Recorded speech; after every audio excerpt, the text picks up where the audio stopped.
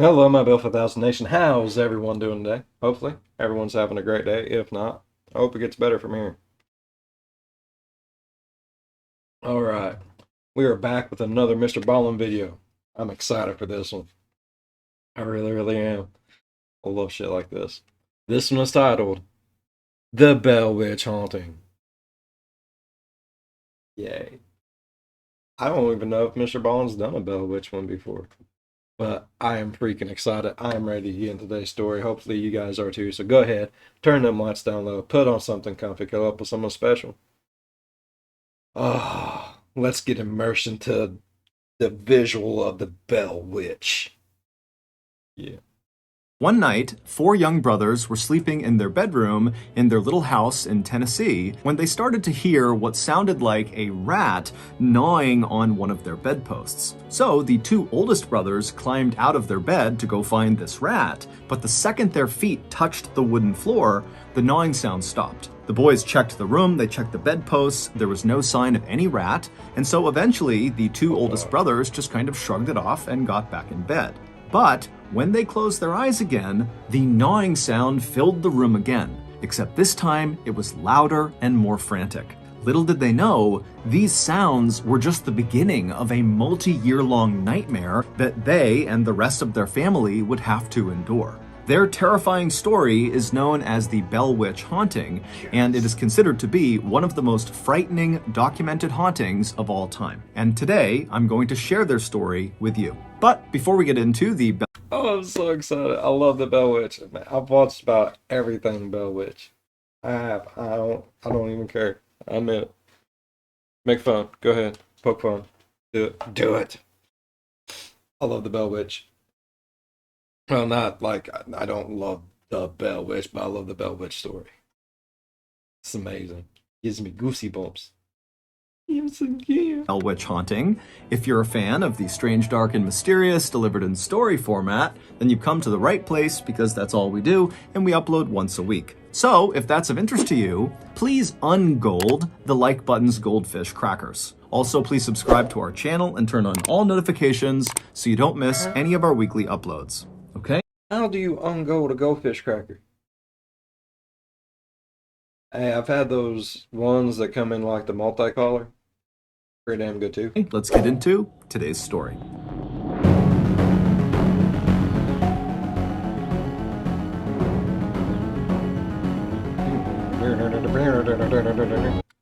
Okay, Bell Witch. This story has many variations as it has been passed down over hundreds of years. This video will only focus on a few of the more well-documented anecdotes. I like that. I like how you put that there. It's like, oh, okay, okay. I feel what you're spitting. I feel it. In 1804, a man named John Bell decided his farm in North Carolina was just too small for his growing family. So he, along with his wife Lucy and their 6 kids, packed all their belongings onto wagons and then traveled more than 600 miles west to this 1,000-acre patch along the Red River in northern Tennessee. The area they settled was known as Robertson County, and at the time, it was very rural and basically nobody lived there. And so the Bell family, when they arrived in Robertson County, fully expected to have to work with the few families that were there to build up the settlement. Basically, they wanted to build a town from scratch. But this was the kind of work that John Bell was born for. He was raised on a farm where he had a reputation for working extremely hard and never giving up. John was very generous and excellent at working with other people. In fact, when his family was still in North Carolina, John and his very gentle and sweet wife Lucy would open their door to anybody who needed a place to stay or a hot meal. And sometimes John would just give money to his neighbors when he felt like they were down on hard times. So, after arriving in Robertson County, and after the Bell family had met their few neighbors, John Bell got right to work. First, he began clearing trees off of his land, and then with Not a real painting of John Bell, though.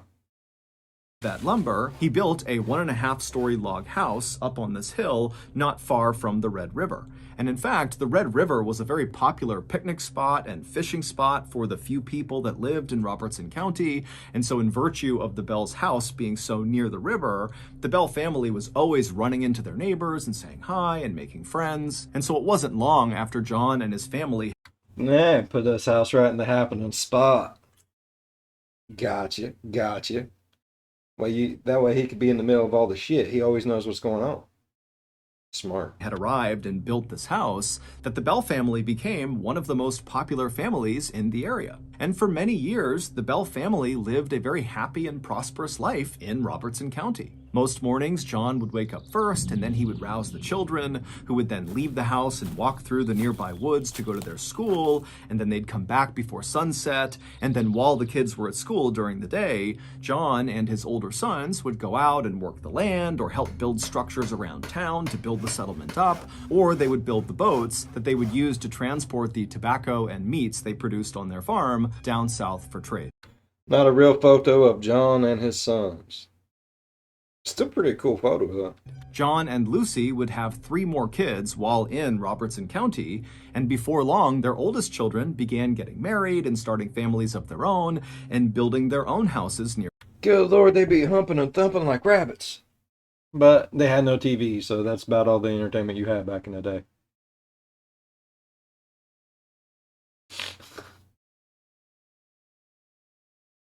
Sorry, dear, made a wrong turn at Albuquerque. Oh, fucking Bugs Bunny. Nearby. But one summer day in 1817, so 13 years after the Bell family first arrived in Robertson County, John would have a very strange experience that at the time he would completely write off. But years later, they would look back and say, that's when it started.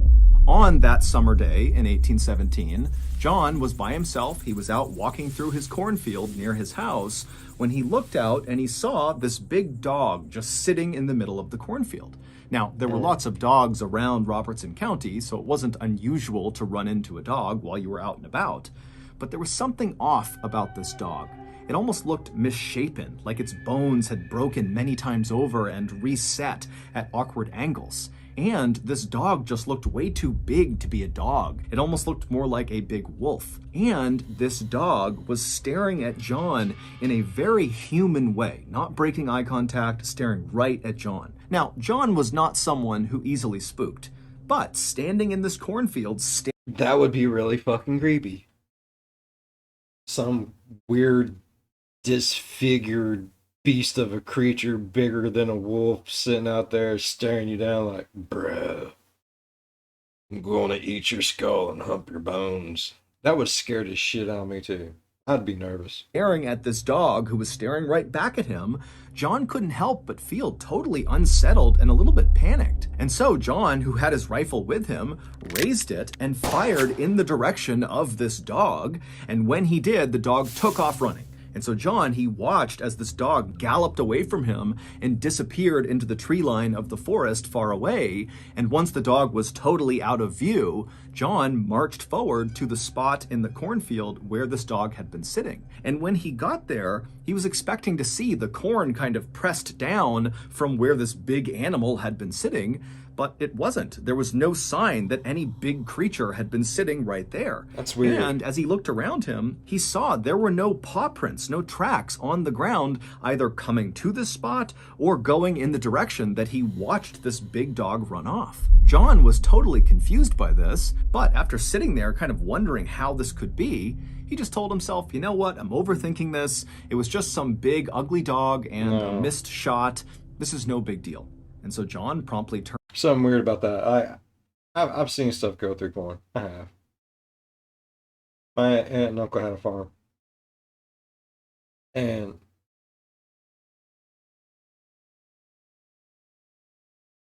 when the dogs would run through it, you'd see it move. Now, not every stalk is going to break. Some of them are, either strong enough or far enough away where they don't break. But even the ones that do not get broken, bow. Like they'll be like bowed out where they walk through. So for it not to leave any trace that it was in there whatsoever, that's fucking witchcraft. It's witchery. It's something. It ain't right. Turned around and walked back to his house, forgetting all about the dog. But not long after John saw this dog in the cornfield, his family began experiencing other strange things back at their house. At An authenticated history of the famous Bell Witch. Real drawing of the Bell House. That's a pretty good sized freaking house, bud. Be back in the day. night, after the Bell family had climbed into bed, they would start hearing a knocking sound on the side of their house. You keep on knocking, but you can't get in. I don't think the dog would be knocking. The dog would be scratching. Maybe it was a skinwalker dog. Maybe we just watched a video on skinwalkers, I think Saturday. If you ain't watched it, go check it out. It could be a skinwalker. I got to sneeze. Hold on. Bless me. Thank you. All right. So I don't see the dog knocking on the door. Unless it could be a skinwalker. I mean, we don't know what the Bell Witch is up to. We don't know what she can do. Evidently, a lot of crazy shit. To me, if it was the dog that was still like harassing them, it would be scratching and whining and howling and barking. But like I said, maybe the dog can turn into something else, or maybe this is when the witch actually starts fucking with them because, they try to shoot her demon dog. Shoot my demon dog. I'm gonna knock on your door, drive you crazy. And as soon as they got up to go inspect Makes sense. it, the knocking would stop. And then they'd lay back down again and they would hear it again, except it was coming from another side of the house. It was like there was someone or something. What if both of you get up at the same time? Get out of bed, both go downstairs. One of you open the door, and then the other one goes back up the bed, makes all the noises, and the people that's outside thinks, oh, they went back to bed, and then they start knocking again, and you just swing open the door and punch them in the face.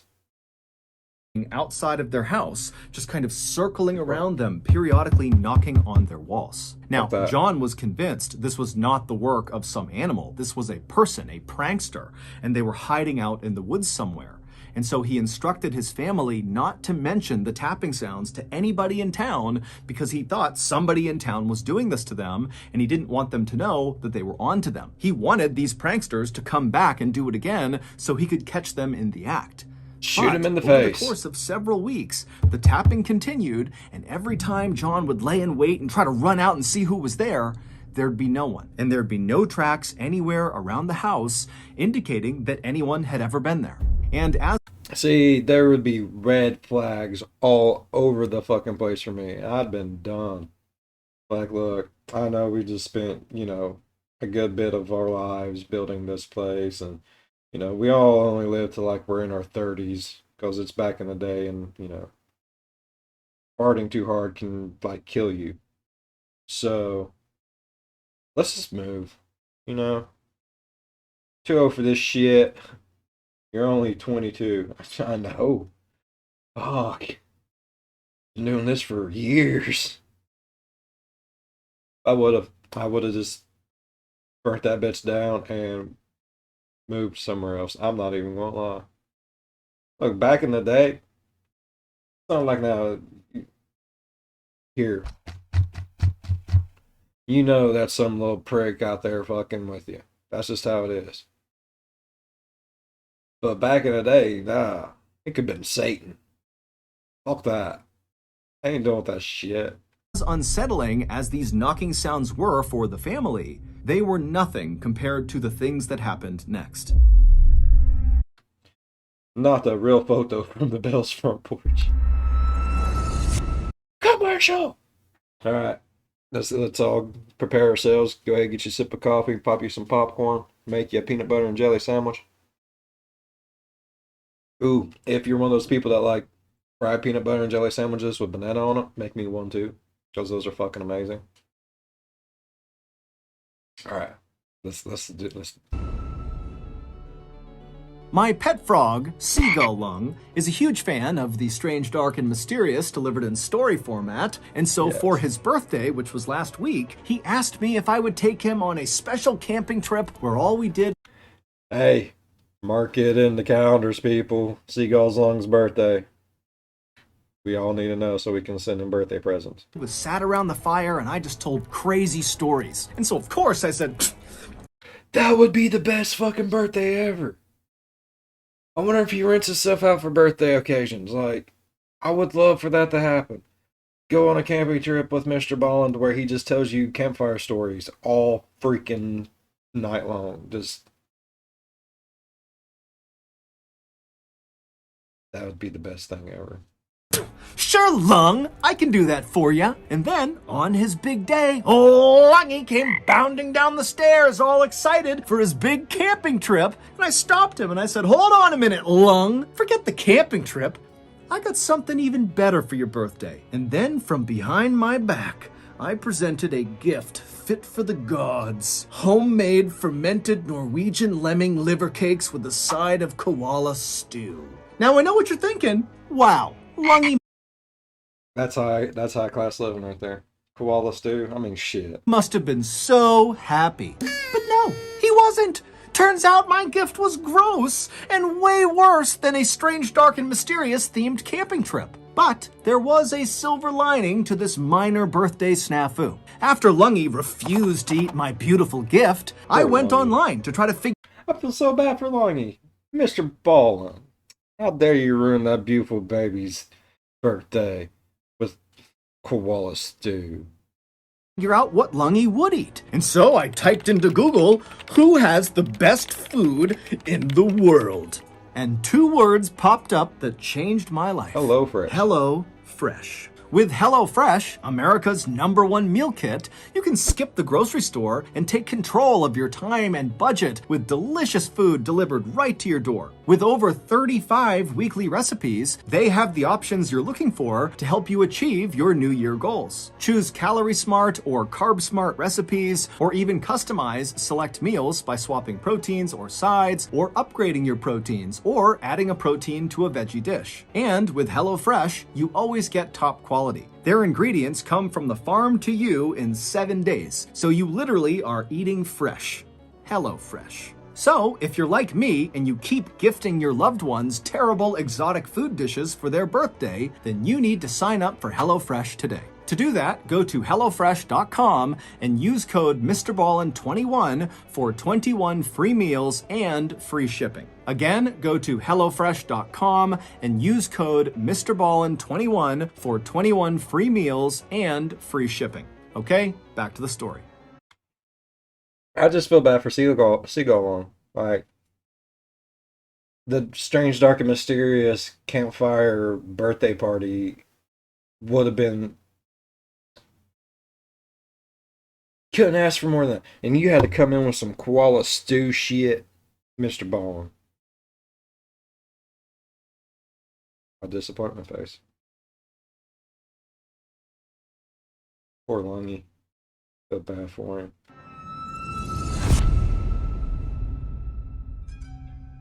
One Sunday night in May of 1818, so roughly 1 year after John had seen that big dog in the cornfield, and a couple of months after the knocking on the walls had begun in the Bell's household, 4 of John's sons were asleep in their bedroom inside of their home when they woke up to the sound of what sounded like a rat gnawing on one of their bedposts. Now, these boys were sleeping in 2 bunk beds, and the 2 oldest brothers were sleeping on the lower bunk. And so they instinctively got up, stepped onto the floor to go find this rat, but the second they stepped onto the floor, the gnawing sound completely disappeared. The 2 boys searched the room for this rat. What's up with them toes? Couldn't find it. What happened to your toes, fool? That don't look normal or right. What is that? It's like you got, like, baby penises for toes. Man. Ugh. And when they checked all of the bedposts, there was no sign that any of them had been gnawed on. So the 2 older brothers finally just kind of shrugged it off and climbed back in bed.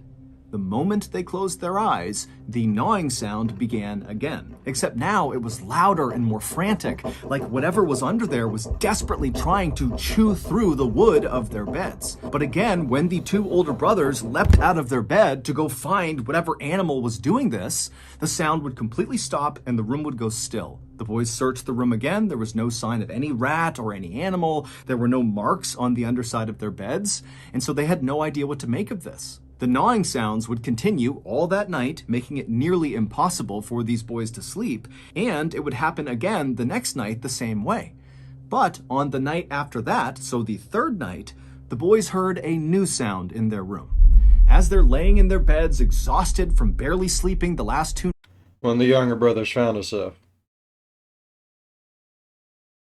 I would have hate to have to share a bunk bed with any of my brothers. No, I wouldn't do it. There ain't no fucking way in hell I'd do it. nights, they began hearing what sounded like someone gasping for air underneath their beds, like they were being Fuck that. choked. They were gulping and smacking their lips and clawing at the underside of the beds. I'm fucking like whatever the hell that is at all. What the fuck is that? The two oldest boys were terrified, but eventually worked up the courage and leapt from their bed to confront whatever was underneath them. But again, as soon as their feet hit the floor, the sounds completely stopped and the room went still. But this time, the boys were so frightened. So basically you hear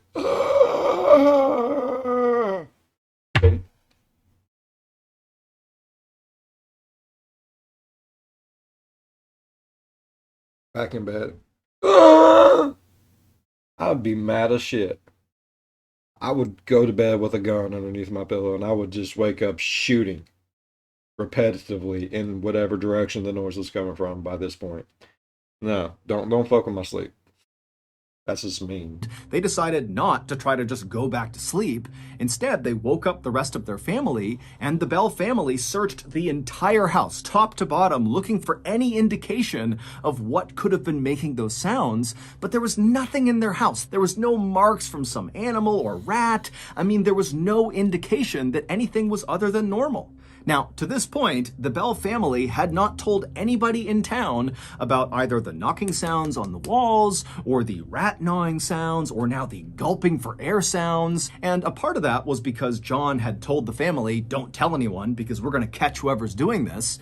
But another part of it was the family knew as soon as they brought this stuff up, they could be the target of ridicule because people wouldn't believe them. But after this night, with the gulping and gasping sounds, the Bell kids really could not sleep anymore. They were just up all night, terrified. And so finally, John went to one of his neighbors who he was very close with and confided in him that something weird was happening inside of his house. Now, Something wicked this way comes.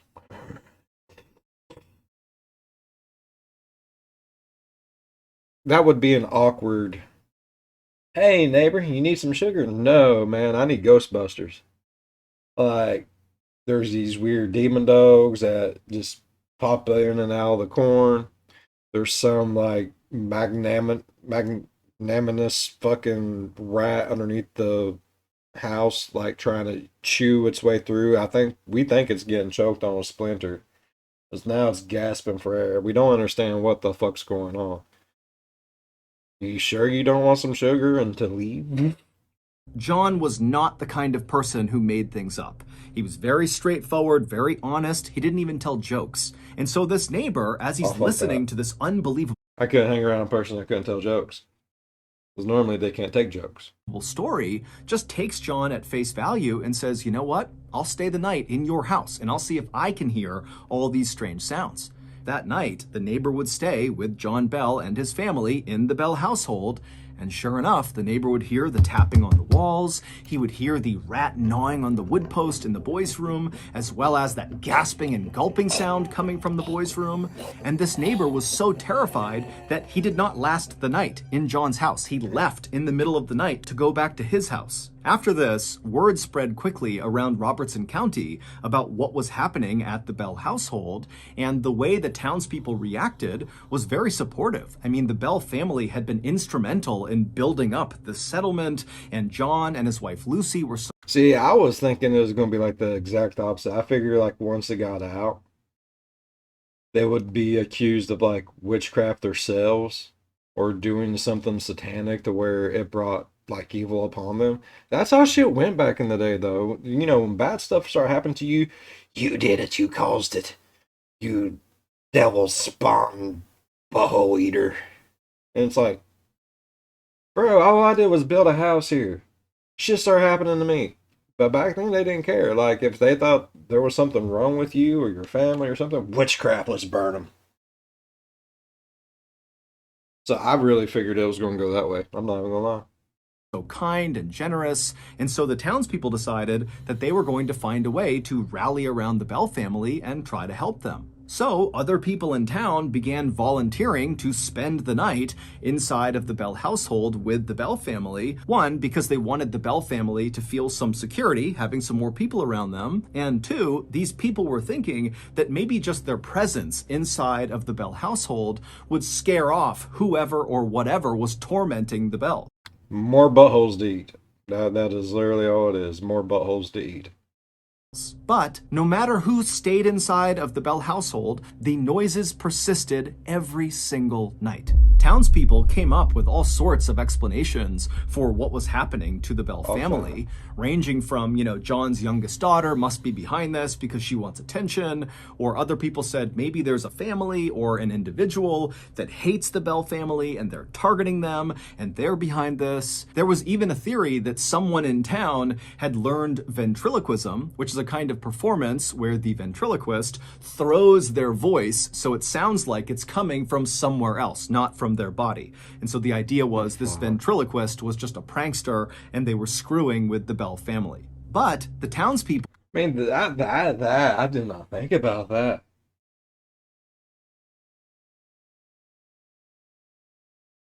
These were some smart people. Like, I would have never thought of a ventriloquist. Ventriloquist. That, the thing where you put your hand up something, make up its ass and make its mouth move.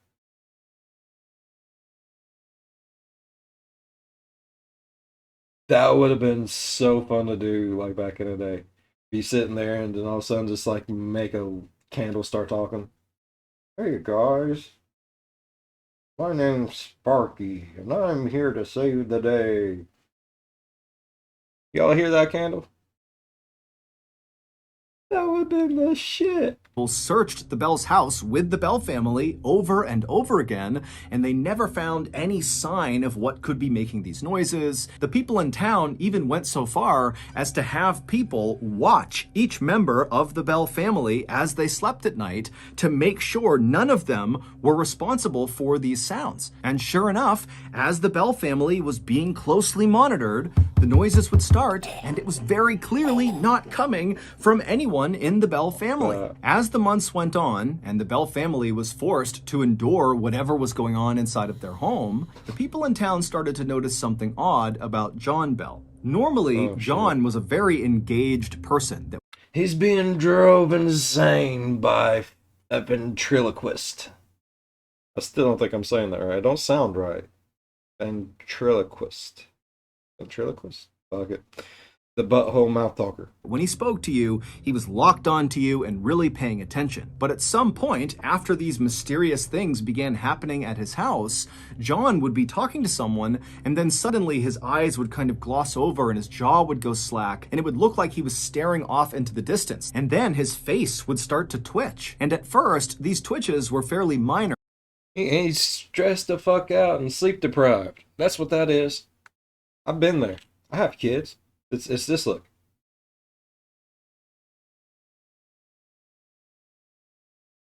Uh, I know that look.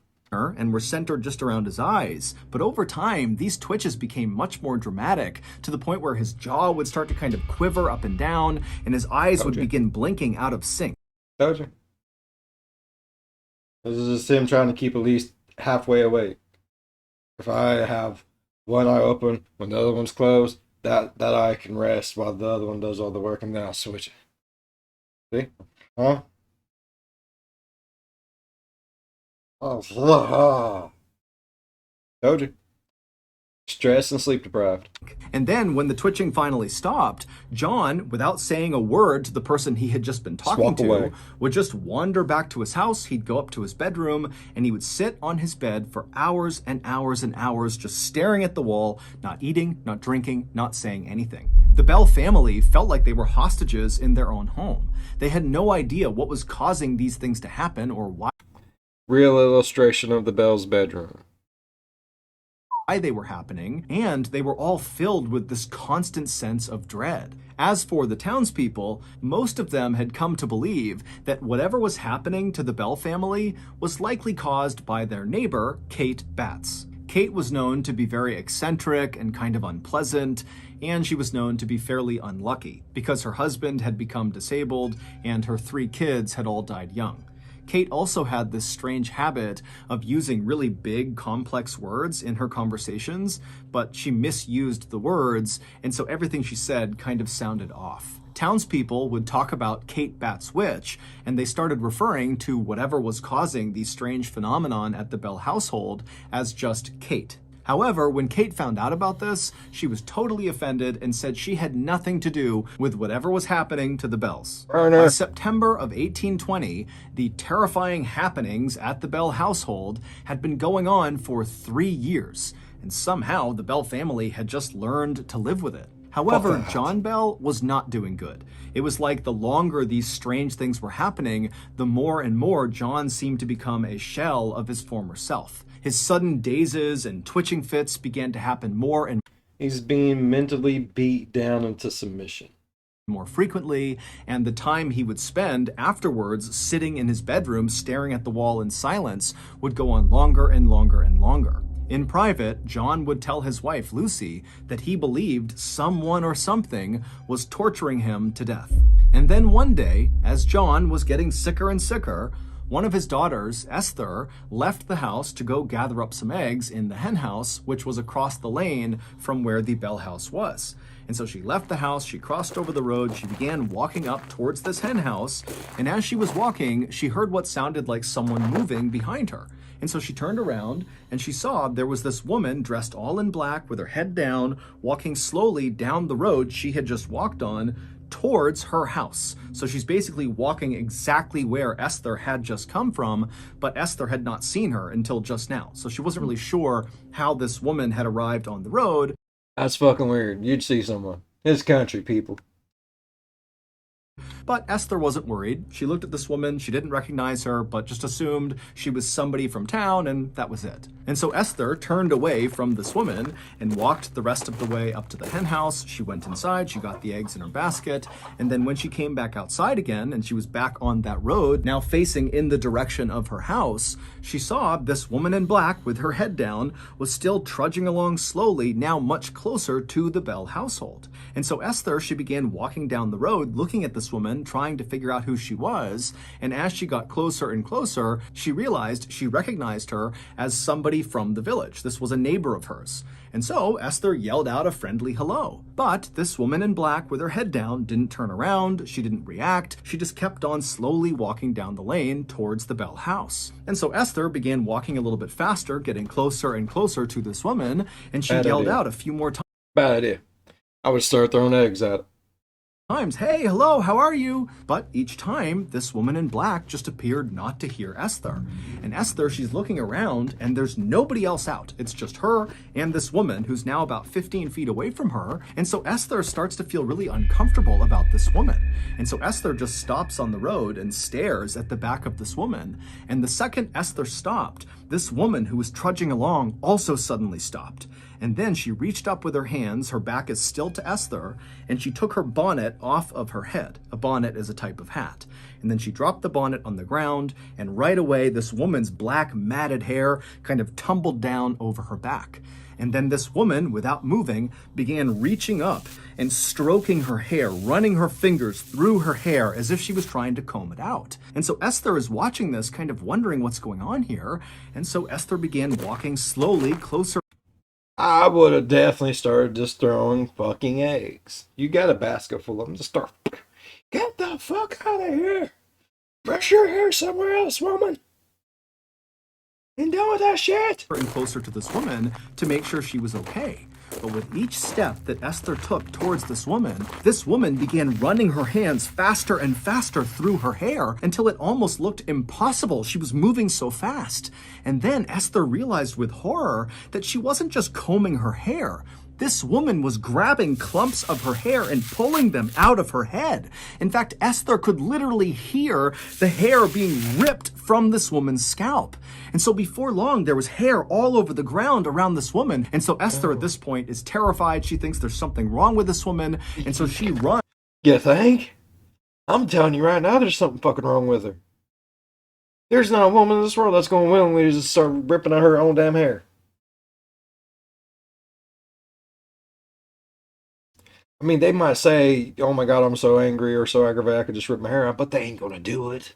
Around this woman without looking at her, charges into her house, which is right in front of this lady. She goes inside, she locks the door behind her, and then Esther calls out for one of her sisters who was home and said, come here, come here. And the two of them went to the front window and they look out onto the road and they see the woman. She's still there in the same spot, ripping her hair out, but Esther makes eye contact with this woman. And the second that happens, the woman freezes. Her hands are still in her hair and she's looking directly up at Esther. And Esther and her sister, they're kind of taken aback by the way this woman is looking at them. And then this woman slowly brings her hands down and she's staring up at Esther the whole time. And then she turns suddenly and walks around the side of the property out of view of Esther and her sister. And so Esther and her sister, they shriek, they leave the front window and they run over to the side window where this woman was heading. And they saw this woman climbing up and over their fence, getting into their side property. And behind her were now 3 children who they had not seen before, just marching right behind this woman in black. And so this woman and these 3 children, in plain sight of Esther and her sister, they walk into this grove of trees on the Bell property. And so Esther and her sister, they're just staring. They have no idea what's happening. And then one by one, the woman first, then each of the children climbed their own trees. And then once all 4 of them were up in these trees, they turned around so they were all looking directly at Esther and her sister. And then they all began swaying with their bodies in the trees, getting these trees to bend and wave hard left and right. And so Esther and her sister are horrified. And as they're staring, Esther's husband just happens to come through the front door. And so Esther yells for him to come over here and look out the window. Look what they're doing out there. And so Esther's husband, he runs over to the window and he looks out, but he can't see the woman or the 3 kids. He can only see trees swaying unnaturally left and right. And so Esther and her sister, they realize he's not seeing what we're seeing, what's happening. And before long, they're screaming. The husband's trying to figure out what's going on. And finally, the trio just ran from the window, went out the back door, and ran around to the side yard to go confront this woman and these children. But when they got out to the grove of trees, the woman, the kids, they were gone, and there was no tracks anywhere on the ground to indicate that anybody had been there recently. Not long after I'd fucking been out. Some crazy, bald witch lady dressed all in black with 3 little kids running around that wasn't even there before, and now all of them are up in trees, and somehow those kids are strong enough to sit there and just make a tree start bending by swing. Man, no. I would have cut them trees down and burned them. I would have. With all of them still in it. After this incident, sometime in October of 1820, John Bell and one of his sons were out for a walk on their farm. And as they walked, suddenly John stopped and threw his hands up to his face as if he was protecting himself from someone trying to hit him. And then all of a sudden, John's face just went totally slack and his body began to contort into these horrible, grotesque angles and his back. Oh, the cracking of the noises. It was in my ear. Oh, fuck. I don't know if y'all can hear that, but I heard it. I hate that shit. Began to arch so far it looked like his back would break. And so John's son, he's watching this happen. He has no idea what to do. And so he just runs over and grabs his dad and tries to pull him upright. And as he does this, this horrifying shriek fills the air. John's son has no idea where it's coming from, but it's so loud it stops him in his tracks. And then as fast as all of this had happened, it all stopped. John was back to normal, laying on the ground, coming to, and the shrieking was gone. It was silent on their farm. And so John's son turns to his dad, and he sees John is crying on the ground. And he says to his son, "I don't have much time left." John's son would help him up, and then the two of them silently just walked back to the house, and John went straight to bed. A few weeks later, on the morning of December 19th, 1820, John didn't come down for breakfast, and so his family went up to his bedroom to make sure he was okay. But when they found him, he was still laying in bed, he was breathing, but no matter what they did, they couldn't wake him up. And so one of John's sons ran to the medicine cabinet inside of their house, but when he opened it up, all the medicine was gone, and in their place was this strange glass vial that contained a smoky, dark liquid that the son had never seen before and no one in the family had seen before. And so the family immediately called for a doctor to come to their house, both for John and also to see what this liquid was. And so the doctor showed up. He didn't really know what to do for John. It didn't make sense that he just was not waking up. And then the doctor checked on this liquid and he said, "You need to test this on some farm animals to make sure we know what it does." And so the family went out and found a stray cat, and they force-fed it some of this liquid, and within minutes, the cat had died. The Bell family swore they had not put that vial in the medicine cabinet. They had no idea what it was or how it got there. As for John, he would not wake up that day, and in fact, the following morning, when he was still in bed, he died. After John's death, the strange occurrences at the Bell household basically all came to a stop. Take that back. Just He was still in bed, he died. After John's death, John Bell, 1750 to 1820. At least he was like 70 years old. Original tombstone disappeared about 1951. This marker was placed 1957. His wife, Lucy Williams Bell. So literally a year after he was buried, someone took the original tombstone. That's shitty. The strange occurrences at the Bell household basically all came to a stop, for the most part. Some people in town reported, after John's death, seeing strange lights floating around the Bell property, and also sometimes they reported hearing a strange sing-song voice kind of coming from somewhere out around their property. It's buried in demon dogs and tree kids and ginormous fucking rats trying to chew through everything. I'd rather have someone singing. Wife, Lucy, would remain inside of that house until 1838 when she passed away. Today, there's nothing left of the Bell household. However, there is a cave on their property, an underground cave, and people swear that's where whatever tormented the Bells came from. So that's going to do it. If you got... And there's different things about that. Like, some people think it was like an Indian burial ground, that like some of his kids disturbed the final resting place of him and stuff like that. Skull was involved. The tooth came up missing out of the skull and whatnot. I love the Bell Witch. I really do. Did a report for it whenever I was in school. My teacher said I was stupid. I said that's fine. I still got an A. So how stupid are you? I got the attention. But I digress. If you all enjoyed today's story as much as I did, please leave a thumbs up. If you're a fan of the spooky, scary, strange, deranged, witchy poos that make your trees move, think about subscribing. Then look out the window. Is your tree moving? And you didn't subscribe soon enough. And I am sorry. As always, be good to one another. I'll see you in the next one. Bye-bye. Oh, I love Bell Witch. It's so good. Like, I wish he would have talked about the point where, like, the dude wrapped her up in the blanket and was trying to, like, walk her over to the fireplace, but she kept getting heavier and heavier and heavier until he just finally dropped it. Oh, we can go on for days over some Bell Witch shit. Oh yeah. Oh yeah. They really should do another movie about it. Because the one, it was alright. It was alright. They need to do better. I want to watch something that just makes me poo everywhere.